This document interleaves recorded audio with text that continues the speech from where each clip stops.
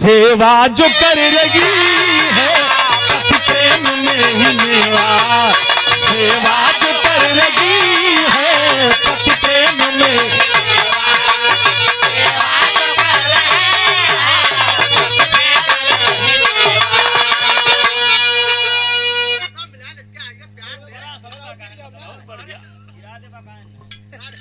हाथ मिलाओ खोते हर ऊपर आओ भैया,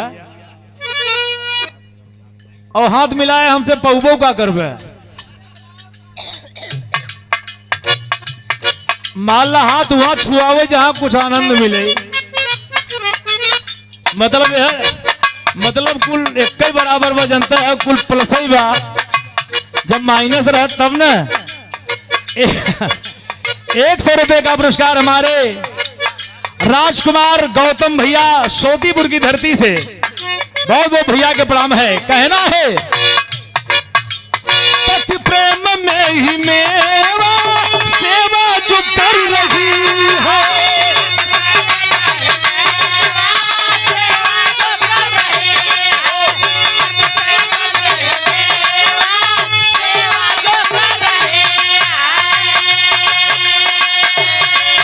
और खुशियों की होती बारिश,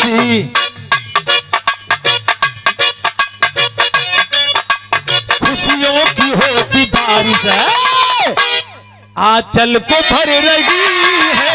खुशियों की होती बारिश, आंचल को भर रही है।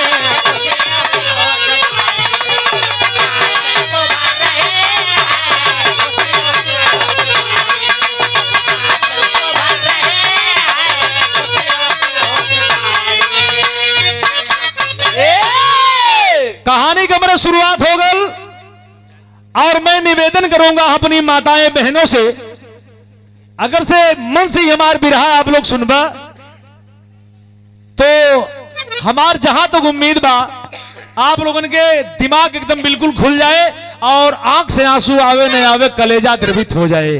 बाबा ये पारिवारिक चित्रण है बाबूजी। कहानी शुरुआत हो गई।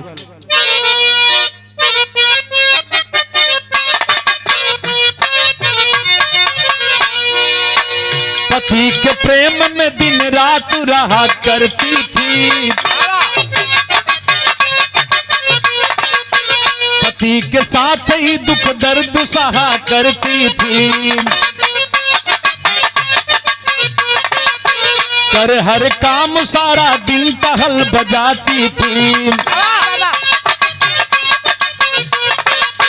पति के सामने वो तन बदन सजाती थी, पति के सामने एक रोज प्रेमा बोली है, नैन में नीर लिए दिल की बात खोली है, गरीबी बदनसीबी पर मगर सुख है स्वामी, कोई औलाद नहीं बस यही दुख है स्वामी, करोगी पूजा भोलेनाथ त्रिपुरारी की, ये आदेश सुखमल सुन के बचन नारी की,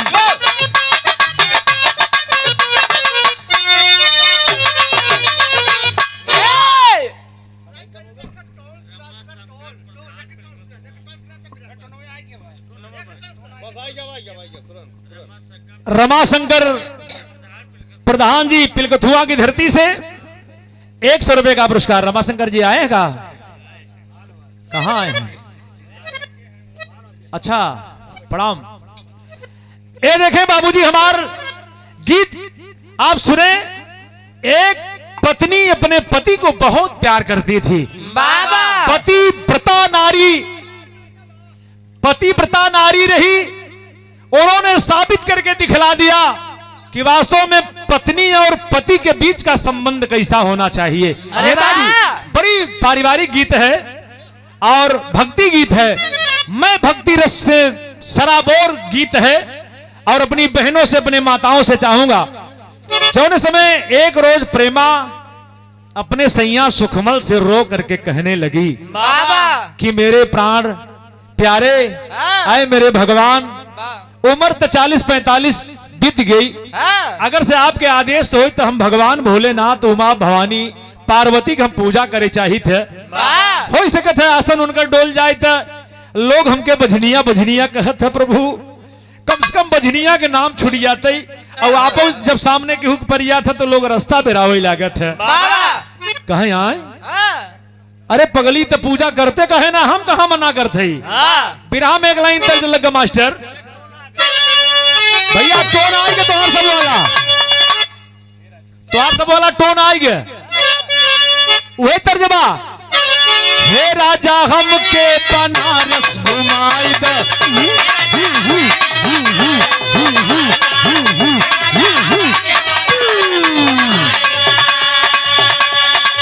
चल के गोदौलिया के पनवा खियाई दे, चल के गोदौलिया के पनवा खियाई दे। हे राजा हमके बनारस घुमाई दे।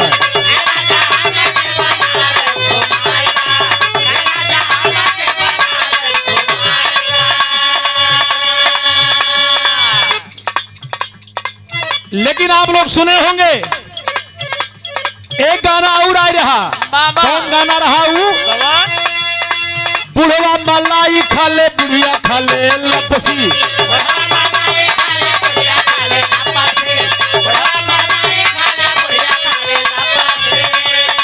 क्यों से न काम बापा पहिया पिए पेपसी, क्यों से न काम बापा पहिया पिए पेपसी।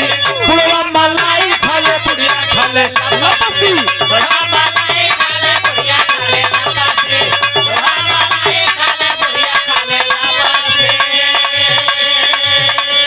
लेकिन बाबूजी दुल्हन आज प्रेमा अपने सैया से कहती है हाथ जोड़ करके, क्या? हे स्वामी भक्ति करब दिन रतिया,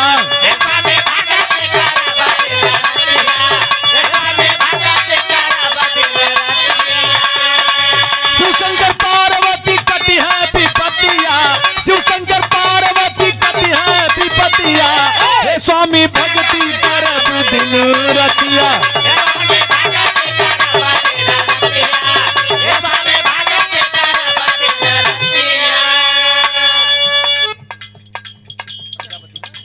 आदरणीय बड़े बाबूजी श्रीमान लोलारक प्रजापति जी मीरगंज की धरती से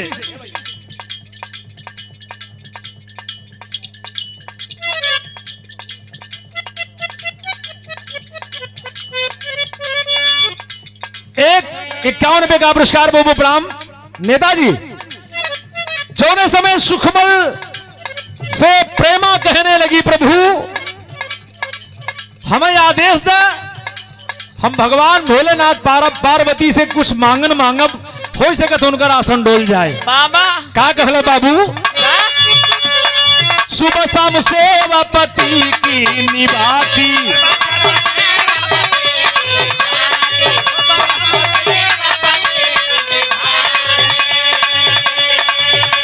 पहले अपने पति के पूजा सेवा कैले तब भगवान के पूजा करे जाए। देखा ये पतिव्रता नारी होली। सुबह शाम सेवा पति की निभाती,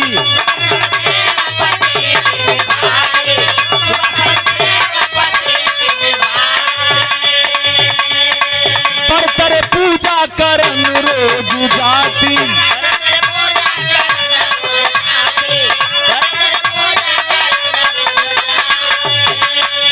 ये मांगत भरी दया चरवा उतारे लिया रतिया, भरी दया चरवा उतारे लिया रतिया। हे स्वामी भक्ति करब दिन रतिया।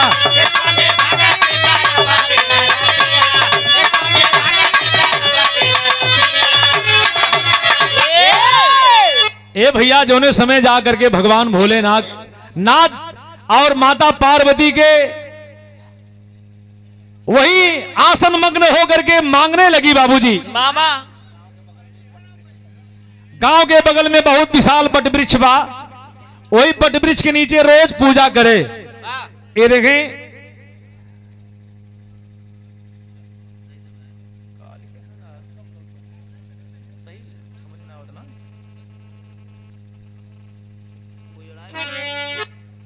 अभी ना समझ पाओ सन तुम्हारे समझ में आए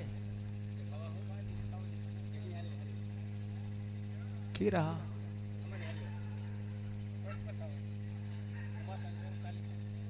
उमा शंकर यादव का कंफ्यूज बात थोड़ा सा। ये देखें हमारे भैया की तरफ से 100 रुपए का पुरस्कार यादव जी की तरफ से बहुत वो भैया के प्रणाम बा। और हमारे कितने भाई लोग हैं मैं उनसे निवेदन करूंगा कि लाइन बड़ी प्यारी है आप थोड़ा सा गौर करें।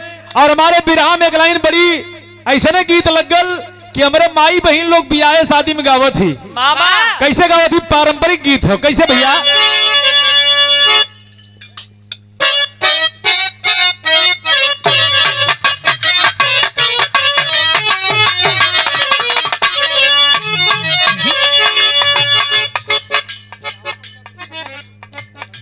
राहुल प्रजापति रोहित प्रजापति आलमगंज की धरती से 100 रुपए का पुरस्कार। बहुत बहुत प्रणाम हमारे पड़ोसी हैं आप सब। कहना है झाझर माडौआ जनछा वैया ए बाबा हो बाबा बाबा हमारे माई बहन लोग गावत थी झाझर माडौआ जनछा वैया ए बाबा हो लगी है सूरज वही के धाम हो।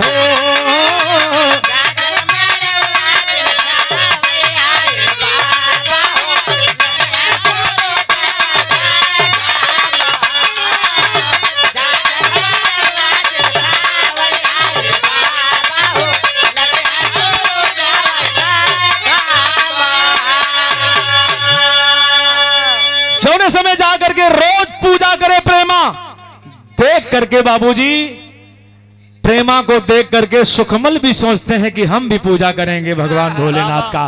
क्या करते हैं बाबूजी अरे दुनहु परानी शिव के पूजा करन लागे दुनहु परानी शिव के पूजा करन लागे जागी यारावा में भाव हो।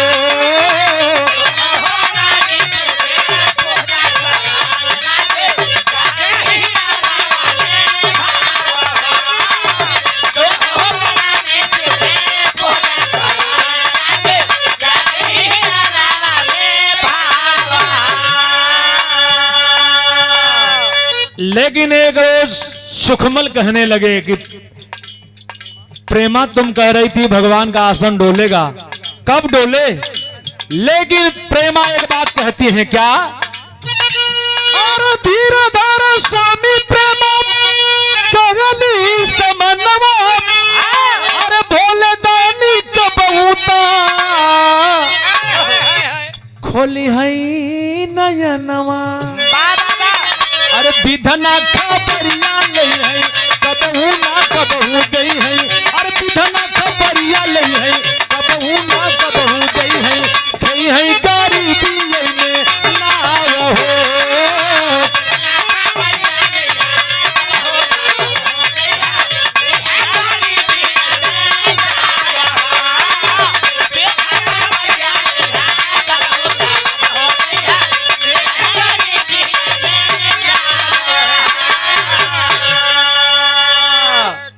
इतना जब जिस समय सांत्वना देते हैं कि प्रिय भगवान के घर में देर है अंधेर नहीं है प्रभु पूजा कैला हमहन के गांबा फल देहला भगवान के तो सुखमल थोड़ा सा शांत हुए लेकिन धीरे धीरे समय गुजरल।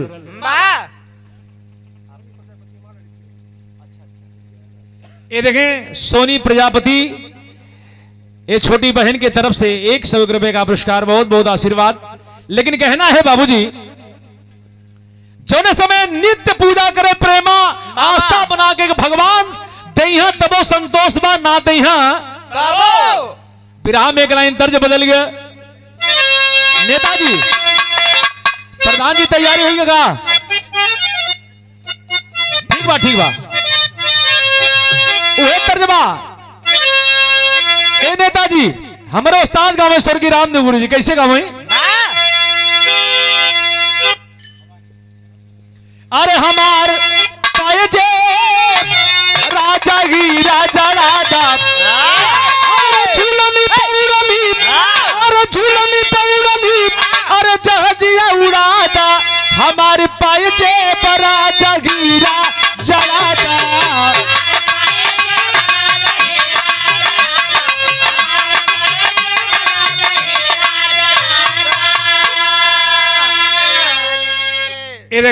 महेंद्र मोदनवाल साहब आलमगंज की धरती से हमारे पड़ोसी हैं। आप भैया की तरफ से 100 रुपए का पुरस्कार, बहुत बहुत भैया को नमस्कार है, मालिक स्वस्थ मस्त रखें। लेकिन कहना है बाबू, अरे लगल फूलवा पौरल यमवा की डाली,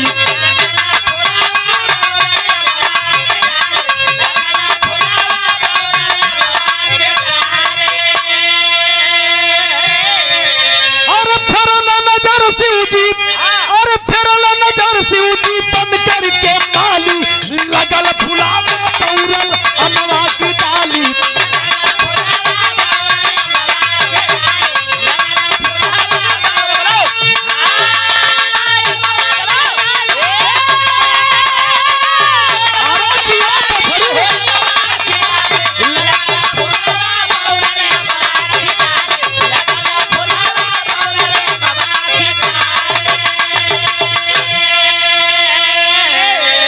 अरे भगती के फल पौली प्रेमा बेचारी, पति के मिलन से भयल पाँव भारी।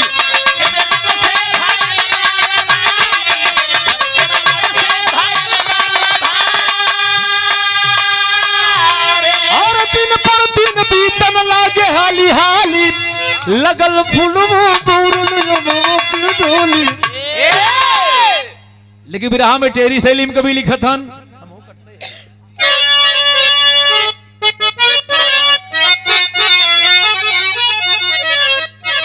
बिरहा में टेरी सलीम हमारे कवि जी लिखा था कि अरे मोरे राम भक्ति कोगी भगवान चाहते,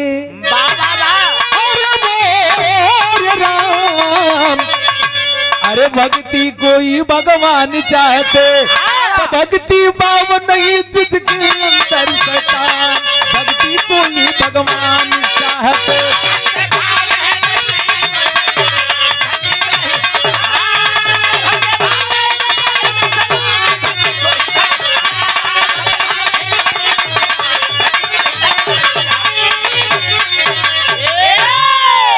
नेताजी हमारे बुल्लू उस्ताद गांव में थोड़ा सा देखा झलक आ जाता है। और कचिया मत सुनो वही गुजरिया, वही तो तोरी तोरी काटी रे उमरिया।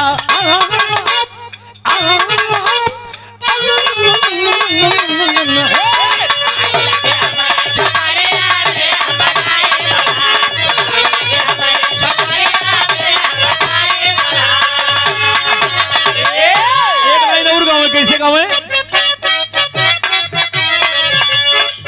हमारे बुल्लू गुरु से रामदेव गुरु से बिरहा होत रहे, हमारे बुल्लू गुरु खड़ा बहन तो ये गायन, हम तो तंबू में बंबू लगाए बैठे, हम तो तंबू में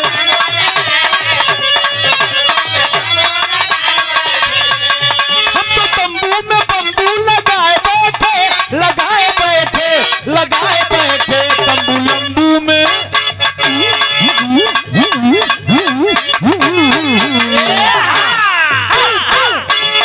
अरे हम तो तंबू में बंबू लगाए बैठे,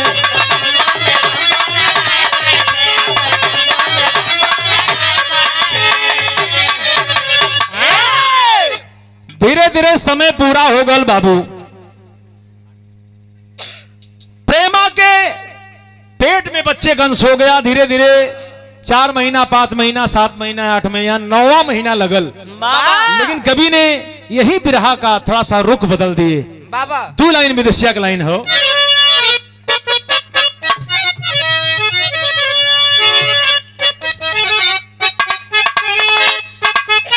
हाय हाय हाय हाय हमारे विजयलाल गुरुजी, अरे विधान के लेखनी मिटवल न मिटी बाबू, अरे धीरे धीरे प्रेमा के पियर भइल तनावा, अरे बीतल 9 माह बाकी कुछ दिन रही गईले, अरे आए अमरा जुलई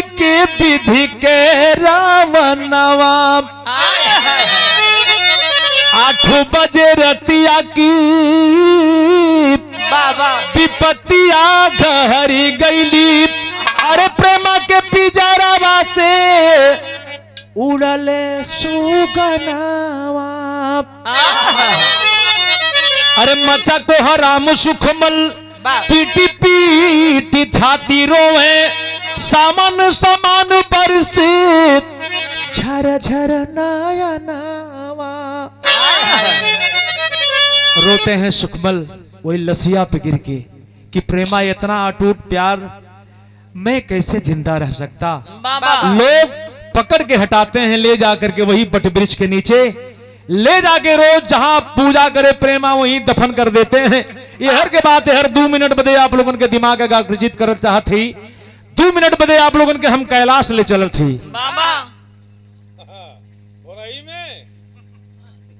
अरे भैया भोरही हो चाहे आधी रात का हम आदमी ना खाली दिमाग ले चल थी। पार्वती जी बड़ा नाराज है भगवान भोलेनाथ से कहते हैं हमके एक बार मृतलोक और घुमाए देता। भगवान एकदम नशा के झोंक में एकदम भूत भरहन एकदम मस्त रह कहे पार्वती तो बात जिन करे जो भी बात करो हम थोड़ा सा टाइम बात।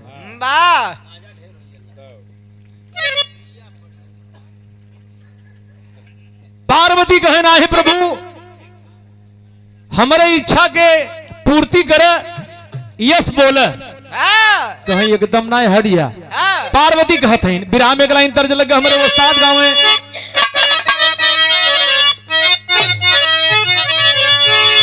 गीतिया हमारे रामदेव गुरु जी भी गाँव हमारे जनाब हैदली जुगनू बाबू गाँव कैसे गाँव। अरे सरंगिया वाले तो बेरवा सरंगिया वाले का बेरावा बताई दे रे लहुरी नाना की सरंगिया वाले का।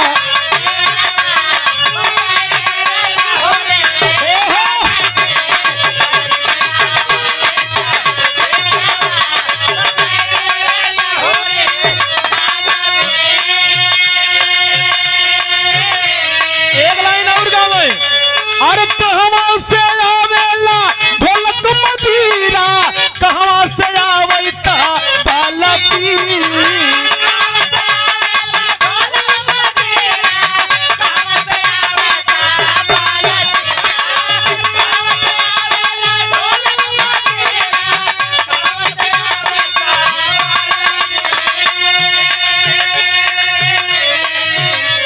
अरे कहवा से आवै सरंगिया वाला बताई दे रे लहुरी नाना दी कहवा से आवै सरंगिया वाला।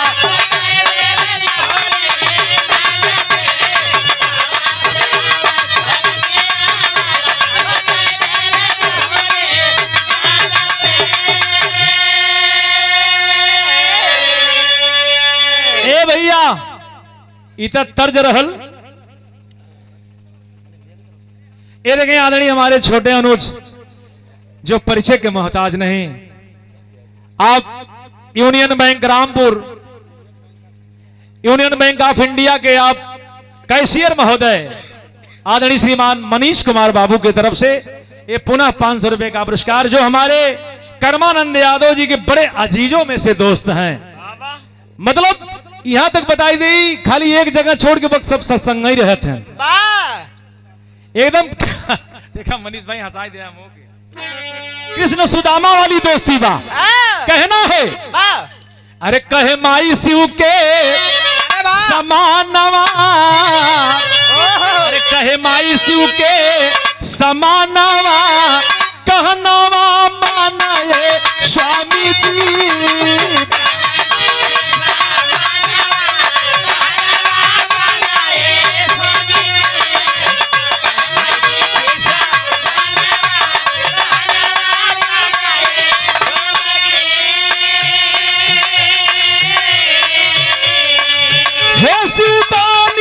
सर करा दो सब लोगन के पीछे हो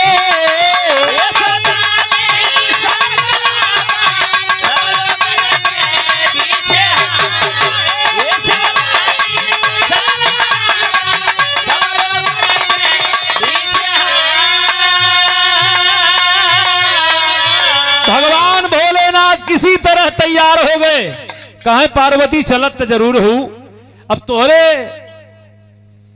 अब इच्छा कम तोड़े ही ना चाहत है, तुहार भाव देख के हमें थोड़ा दर्द होता, हमार तू मेहरारू हो। वाह लेकिन वहां चले के बाद रनिया एक फरमाइश की हो ना न एक दैया इतनी लाठी मारे हैं कि पुरुआ चलत है ससुर में कुल हड्डी हमार करकत है। वाह कहीं एक न कहे प्रभु चल का कहीं अरे शिवदानी सार तरहता सब लोगन की बीच हो, अरे घूमत घूमत तीनों परानी पहुंचे परगद नीचे हो।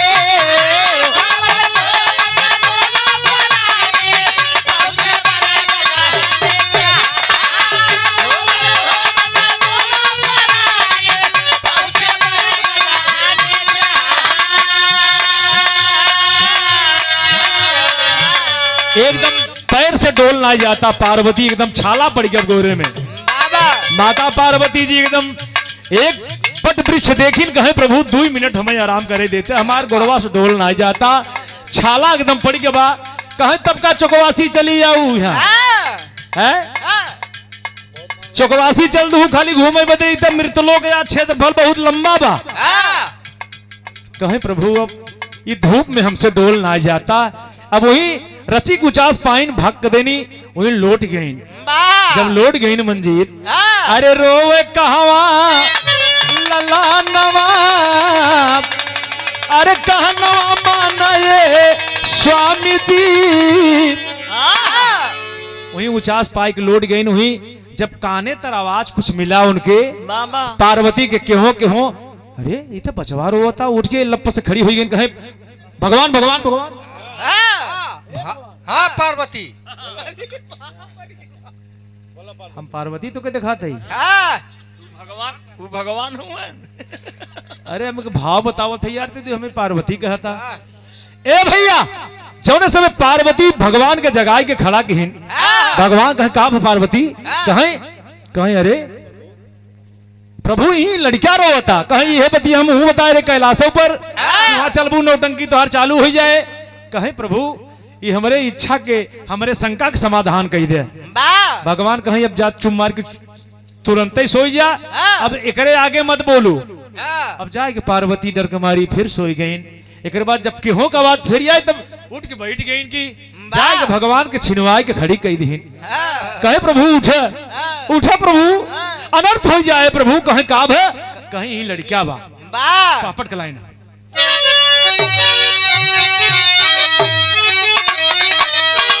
अरे लिए हाथ त्रिशूल खुदाई कैला शिवदानी, अरे लिए हाथ त्रिशूल खुदाई कैला शिवदानी, अरे कब्र के बीच रोवत लइका कैला शिवदानी है।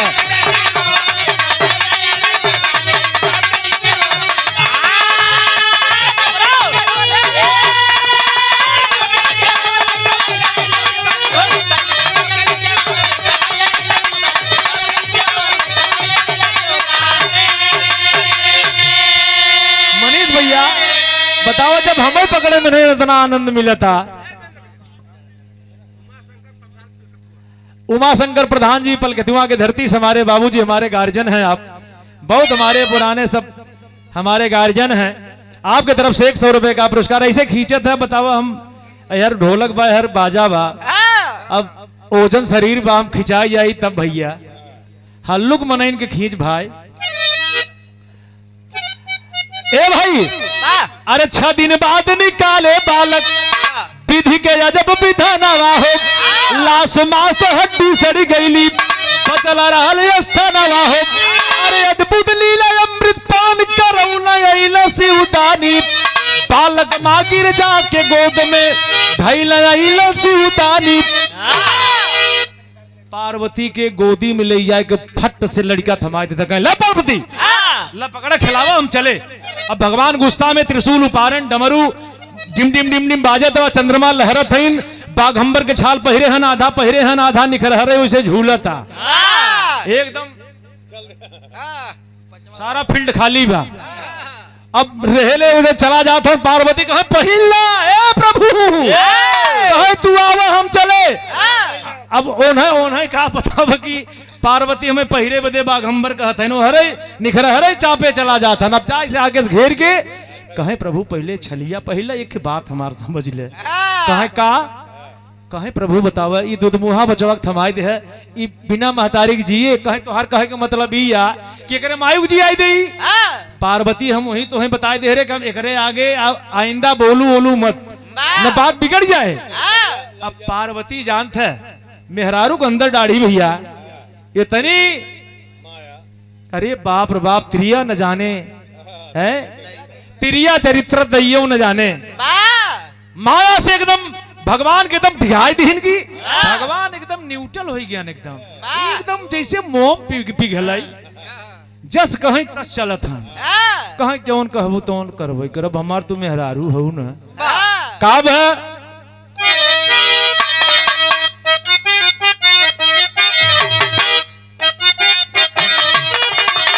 अरे कहे महारानी गिरजा शिव के समन्वय भैया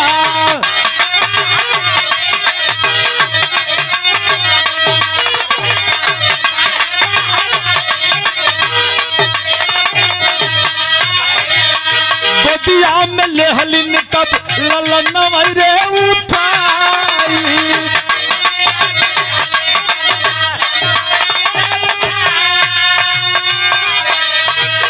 बिना हो मतारी कैसे जी है सुगनवाय स्वामी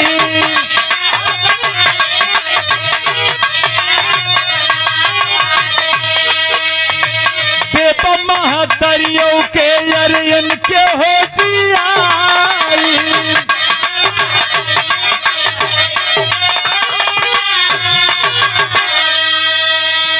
प्रभु अनंत हरि कथा अनंता आप पूरे दुनिया के मालिक हैं आप चाहेंगे आपके लिए एक छोटी सी काम है ये दुधमुहा बचवा कैसे जिए प्रभु कहे अब का आप दुनिया भरे का मरा मनई हम ही जिया टहरत है कहे तब ऐसा करे लड़का लव कबर में रखा कहे रख देव तो लड़किया गड़बड़ा जाए अब मजबूर हो गए भगवान बैठ गए आसन मार के सारे कंकाल को निकाल करके रख के अंगुरी का पोर छीरते हैं और छिड़क देते हैं उठ करके प्रेमा उठ करके बैठ जाती है अमृत जब छिड़कते हैं बाबूजी तब बिरहा में मरे आखिरी लाइन हो कवि जी लिखा था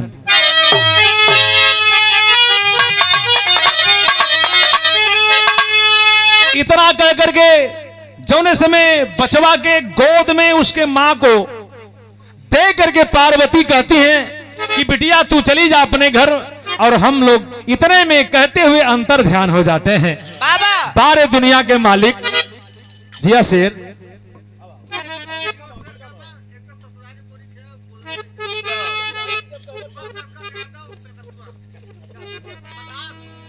आदरणीय हमारे बड़े भैया श्रीमान उमा शंकर यादव जी ग्राम प्रधान पिलकथुआ की धरती बहुत हमारे आप गार्जियन हैं और हम लोग बहुत दिन से साथ में चलने का काम करते हैं कौनो वैसा चुनाव न हो जो संगे हम सब न चला हो भैया 100 रुपए का पुरस्कार बहुत बहुत प्रणाम बा और जितने हमारे भाई लोग बैठे हैं मैं सबका अभिवादन स्वागत करता हूं जौने समय बाबूजी माता पार्वती कहती है बिटिया तू जल्दी से घरे चली जा अंतर ध्यान हो जाती है तब लेकर के दुधमुहा बचवा पहुंचती है उस महान व्यक्ति के पास जिकर अखिया फूल फूल के बाबू घोंघा मतिन हो गई बा अखिया सावन भादव के धार हो गई बा हो भैया रोत रोत 6 दिना के दिन बीत गल बाबा नींद आंखें पे ना बा खाली ताकत ताकत अखिया जैसे कठुआ गई बा हो का कहली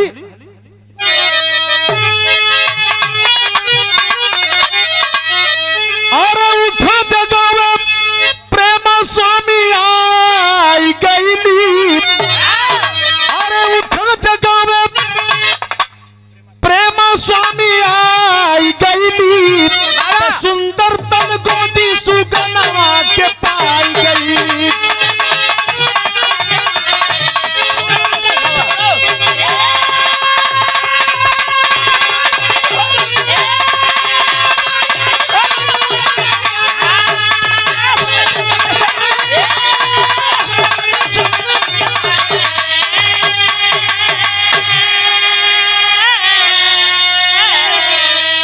अरे खोले पल्ला सुखमल 12 बजत रहली रतिया भगले डराए भूत हो गई और रतिया कहे भूत भूत भूत कहे भूत न होई प्रभु एक ना छुई के तो देख अरे डरन कुछ दिन खातिर हम भुलाई गईली अरे हई नाही भूत छू के देखिला सजनवा कहे सुने सुखमल जी अइले समनवा भरिया कवारी लपटाई गईली सुंदर तन गोदी सुगनवा के पाई गई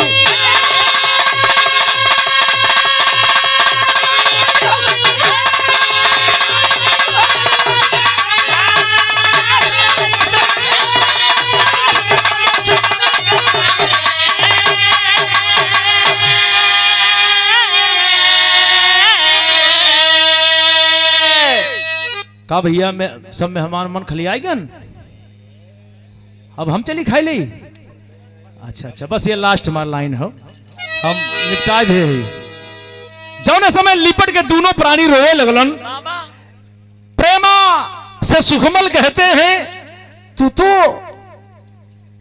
मर गई थे ना प्रेमा मरने के बाद वापस आदमी नहीं आता कला प्रभु यही तो भक्ति है फिर सुनने वाले भैया लोग ये कोई काल्पनिक और कपोल कहानी नहीं है यही तो भक्ति है कभी कभी भक्त से भगवान हार जाया करते हैं तो जौने समय जेकर सच्ची भक्ति रहे भैया ओके कोनो कमी न पड़े अगली लाइन में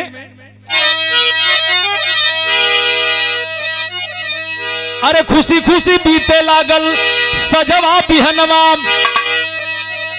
एक दिन भोले दानी दिहल आके दर्शनवा अरे प्रेमा सतीपति शिव भक्ति भाई गईली एक रोज अपने बच्चे को मीस रही थी तब तक पार्वती कहे कि हमारे भक्तिनी के अगर से परीक्षा ले गए प्रभु तो देख लिया वास्तव में भक्त और भगवान में कितना फर्क होता है कहे तो हर भक्ति का चीन पाए हमार चैलेंज बा प्रेमा बैठ करके अपने बच्चे को मीस रही थी भगवान एकदम फटही कुर्ता एकदम फटहा एकदम गुदरी और खूब इतना बड़े के गठरी बांध के पीछे लटकाए लार चुआवत की रोटी काट के खात की को लड़का पीछे से ढेला लेके दौड़ा है मार पकड़वा सारे के मार पकड़वा सारे के तब अब कुकुर कुकुर हाउ हाउ हाउ हाउ माछी भन भन भन भन कुकुर हाउ हाउ हाउ हाउ के लड़का तब से पहुंच गया वही दुआरे पहुंच गए जहां वो अपने बचवा के मिसत रही और जब इतना देखे कुकुर हाउ काट ले ही तब से दौड़ के अपने बचवा के रख के दौड़ के भगवान के चरणों में जाके गिर जाती है प्रेमा कि अरे प्रभु इतना कठिन विकट रूप बने गया है कि तुहार भक्ति नहीं न चीन पाए ओहो भगवान भोलेनाथ मुस्कियाए लेकिन पार्वती कहीं देखे आप इतना जटिल रूप बने हैं अगर से वास्तव में पक्का भक्त होगा तो अपने भगवान को पहचान जाएगा किसी रूप में आप रहेंगे तो भगवान से कहे ला प्रेमा कि देखा अब तक जवन के है प्रभु अब तक ठीक ही के है हमारे संगे लेकिन अन्यथा अब ऐसा कोनो भक्तन से कठिन परीक्षा मत ले है कहे वाह मैं तेरे भक्ति से अति प्रसन्न हूं मांग ले प्रेमा और कुछ मांगनी हो कहे नहीं जौन दौलत हमें चाहत रहा प्रभु दे दे अब ऐसे परियार हम के कौनो दौलत न चाहे तो हम चाहत यही भाव पर अपने मनीष लाल कैशियर महोदय जी से आप मंच पे आए आपका थोड़ा सा हम स्वागत कर दें कुछ लोग छोटे थे जिनका हम स्वागत नहीं कर पाए आइए और हमारे अजय कुमार प्रजापति जी जो कंस्ट्रक्शन के सिया कंस्ट्रक्शन के आप प्रोप्राइटर महोदय आदरणीय अजय कुमार प्रजापति से मैं चाहूंगा कि आप मंच पर आवे अजय भैया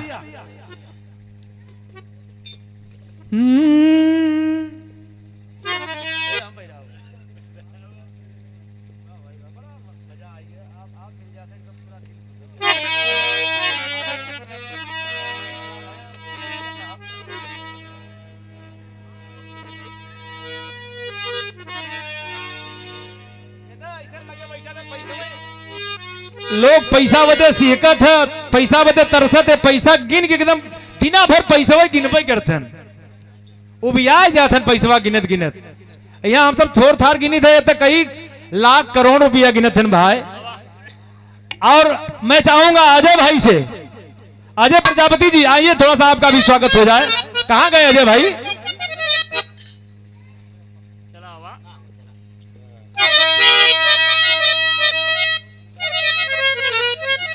अरे गुरु बिहारी गुरु गणेश खुश भइले दूनो प्राणी, विजयी प्यारे राम बलि दुनिया में अमर कहानी। अरे भक्ति को ही भगवान चाहते, महेंद्र कवि चंद्रिका चेत करो इंसान, भक्ति को ही भगवान।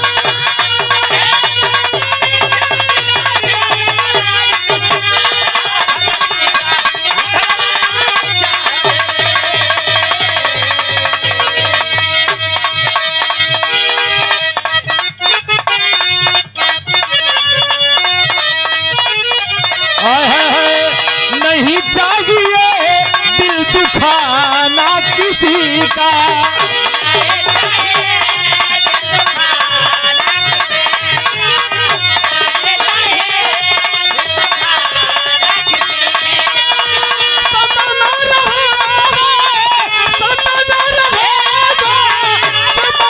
किसी का नहीं चाहिए दिल दुखाना किसी का।